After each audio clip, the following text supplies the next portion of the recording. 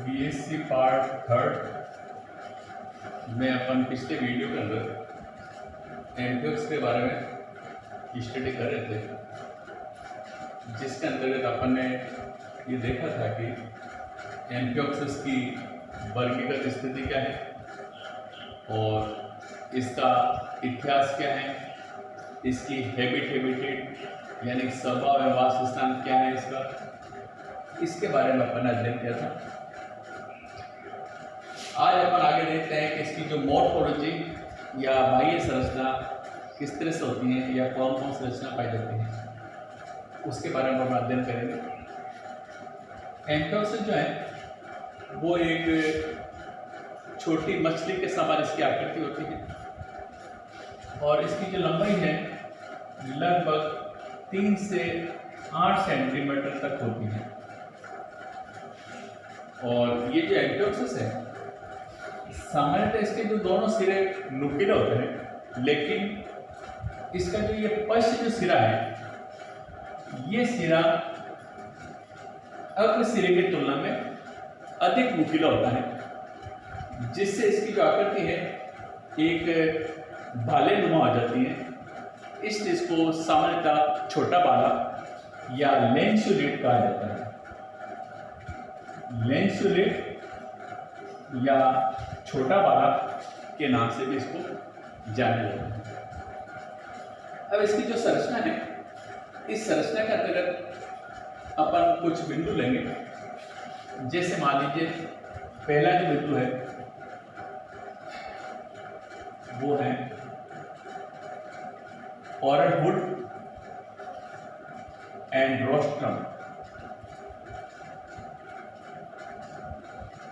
तो ये जो एम्पियर्स है इसका जो ये जो अग्र भाग कह लीजिए या अग्र सिरा कह लीजिए, ये थोड़ा सा नुकीला होता है जिसको अपन रोस्ट्रम कहते हैं। तो ये जो सिरा है इसका रोस्ट्रम कहलाता है। और रोस्ट्रम के ठीक नीचे की तरफ एक उभरी हुई रचना पाई जाती है और ये जो उभरी हुई रचना है जिसको अपन ओरल हुड कहते हैं। और इस ओरल हुड है इसके अंदर एक ये गुहा पाई जाती है जिसको वेस्टिब्यूल कहते हैं। और वेस्टिब्यूल जो है ये यहाँ पर एक छिद्र के द्वारा बाहर की ओर खुलती है जिसको अपन माउथ कहते हैं, जिसका अध्ययन अपन आगे करेंगे। दूसरा जो बिंदु है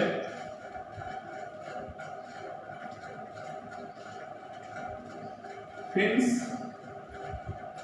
एंड फोल्ड। एम्पियर्स जो है इसके जो शरीर का जो 2/3 जो पार्ट है, आगे का जो 2/3 जो पार्ट है वो तो ट्राइएंगुलर होता है और शेष पीछे का जो है 1/3 जो पार्ट है वो गोल या अंडाकार होता है। तो एम्पियर्स है इसका जो आगे का 2/3 जो पार्ट है वो ट्रायंगुलर त्रिकोण होता है और पीछे का जो 1/3 जो पार्ट है वो गोल या अंडाकार होता है। इसकी वजह यह है कि एम्पियर्स है इसके अंदर अदर सतह पर 2 फोल्ड पाए जाते हैं जिसको मेटाफ्लूइड फोल्ड कहते हैं। और क्योंकि एम्पियर्स का हुआ लेटरली कंप्रेस्ड होता है, पार्श्व से ये दबा होता है, इसलिए इसकी जो आकृति है इस तरह से टेपर हो जाती है। इसलिए इसका आगे बाजू ट्रायंगुलर रहता है और पीछे की तरफ जो टेपर है वो कम रहता है, इसलिए जो शेप है वो राउंड या गोल हो जाता है। एम्पियर्स सतह डॉर्सल सतह पर एक फ्रिंज पाई जाता है, ये यहां से लगाकर और ये यहां तक का जो पिन है इसको अपन डॉर्सल पिन कहते हैं। इसी तरह से इसका जो पश्च भाग है या पुच्छ भाग है या जो कॉर्डल रीजन है वहां पर भी एक फिन पाया जाता है और ये जो फिन है वो कॉर्डल फिन कहलाता है। और इसी तरह से एम्पियर्स के अदर सतह पर पश्च भाग पर एक फिन पाया जाता है जिसको वेंट्रल फिन या एनल फिन कहा जाता है। तो इस तरह से एम्फियोक्सिस के अंदर 3 फिन्स पाए जाते हैं, डॉर्सल फिन, कॉर्डल फिन और वेंट्रल फिन, और 2 फोल्ड पाए जाते हैं जिसको बोलते हैं मेटाफ्लोरल फोल्ड है, जो दोनों पास से झिल्ली में रचना होती है और वो इस तरह से लटके हुए रहते हैं। तीसरा बिंदु है एपर्चर। एपर्चर यानी कि छिद्र। एम्फियोक्सिस में सामान्यतः 3 छिद्र पाए जाते हैं, जिसमें जो पहला जो छिद्र है जिसको अपन माउथ कहते हैं,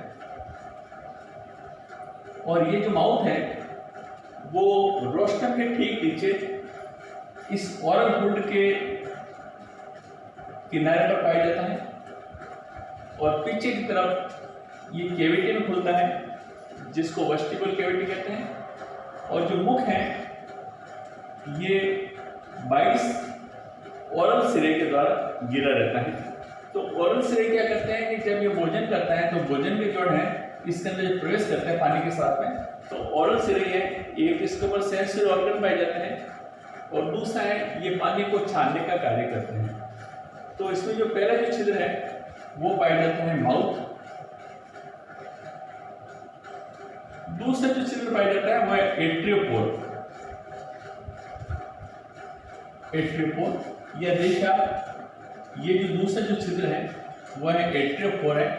इसकी जो पोजीशन है वो एम्फियोक्सिस के अदर सतह पर होती है, और अदर सतह पर जस्ट वेंट्रल फिन के आधार पर, या यूं कहते हैं कि जहां से वेंट्रल फिन की शुरुआत होती है उसके ठीक आगे की तरफ है एक छिद्र पाया जाता है जिसको एट्रियोपोर कहते हैं, और इस एट्रियोपोर के द्वारा एट्रियल कैविटी है वो बाहर की ओर खुलती है।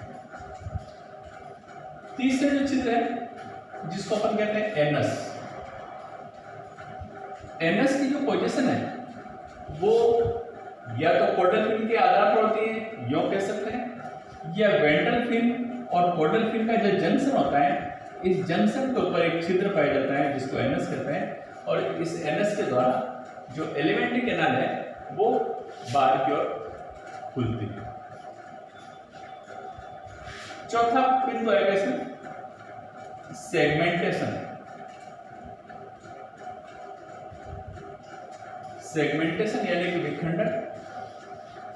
एम्फियोक्सिस का जो शरीर है वो पेशी खंडों का बना होता है। देखिए ये पेशी खंड, ये पेशी खंड, ये पेशी खंड, इस तरह से पेशी खंड का बना होता है, और ये जो पेशी खंड है वो आड़े वी के आकार के होते हैं। जिस तरह से ये जो वी है, ये वी है, इस आड़े वी के आकार के ये सेगमेंट्स या पेशी खंड पाए जाते हैं, और ये जो आड़े वी आकार के जो पेशी खंड है इनको मायोट्रॉम्स कहते हैं, और ये जो मायोट्रॉम्स की जो संख्या है प्रत्येक पार्श्व में इसकी 62 होती है। मायोट्रॉम्स की जो संख्या है वो प्रत्येक पार्श्व में 62 होती है, यानी कि इधर भी 62 और उस तरफ 62, या अपन कह सकते हैं कि इसमें 62 है वो मायोट्रॉम्स पाए जाते हैं। और प्रत्येक जो मायोट्रॉम्स है, प्रत्येक मायोट्रॉम में अपने जो पार्श्व के जो मायोट्रॉम्स है उससे एक पतली झिल्ली नुमा रचना के द्वारा पृथक रहता है।